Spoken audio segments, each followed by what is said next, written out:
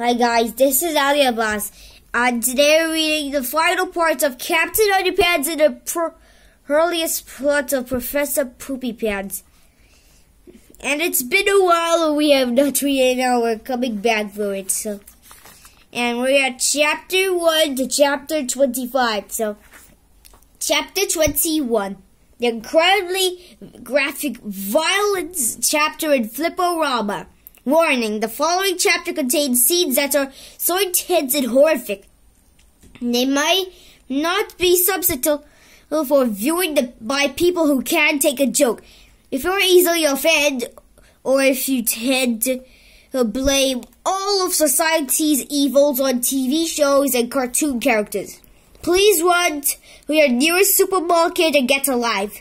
They are located in the Get Real section next to the clues. Good luck. Flip-o-Rama. Throughout the history of Great Hole, they have been in many times when artists have defended their own unique styles, creating that is known as a movement. For example, there was the rarest movement, the important moment, even the pop art movement. Today, many art scholars agree that the early 21st century may go down in history as the Flip-o-Rama movement. Let's enjoy this great art form and marvel at its emerging structural significance. Shall we? Here is how it works. Step 1. Place your left hand inside the dotted lines marked left hand here. Hold the book open flat. Step 2. Grasp the right hand page with your right thumb and index finger inside the dotted lines marked right thumb here. Step 3. Now quickly flip the right hand page back and forth until the picture appears to be animated. Professor Poopypants packed a powerful punch. Pow, pow, pow!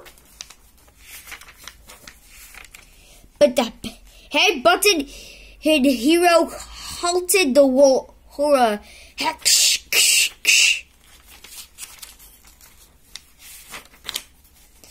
The brief where bandit had battled the bionic behemoth.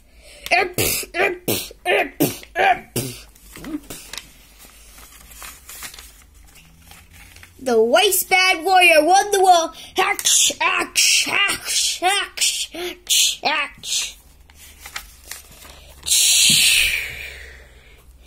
Chapter 22, the 22nd chapter.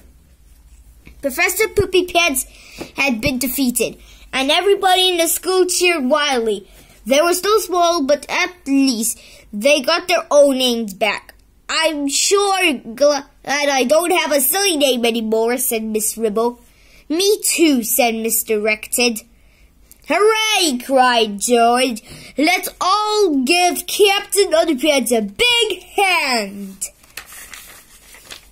Harold was not amused. Tap, tap, tap. Oops, said George. Sorry. That's okay, said Harold. Just give me that invention thing so I can zap us back to normal.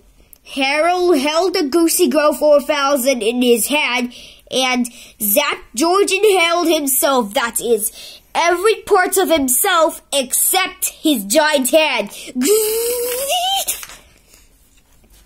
Suddenly, George and Harold were back to their normal sizes again. Boys, said George, we sure had tested the limits of science today. Yep, said Harold, and the limits of our teacher's willing suspension of disbelief. Yeah, said George, that too.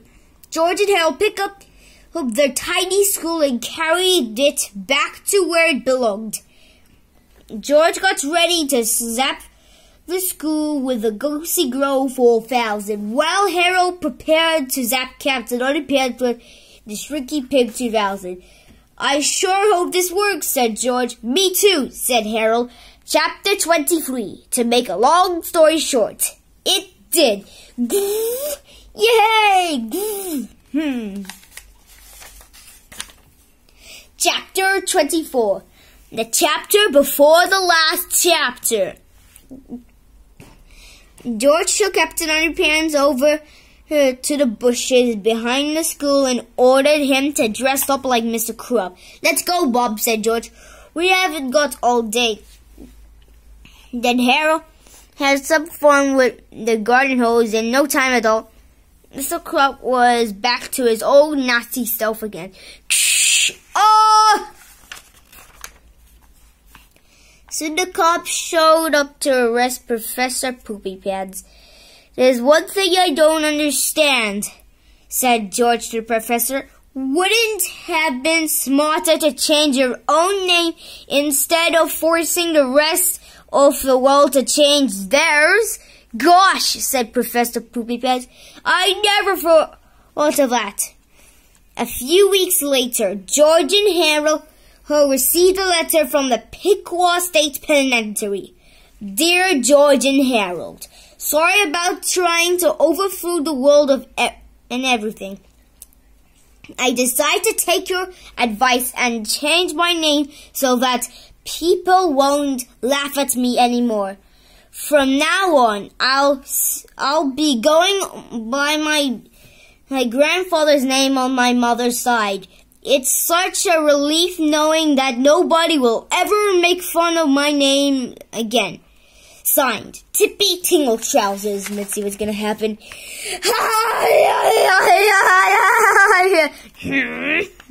Oh, that was so funny. Chapter 25. The chapter after the chapter before the last chapter. "You know," said George, "I really learned something today." "What's that?" asked Harold.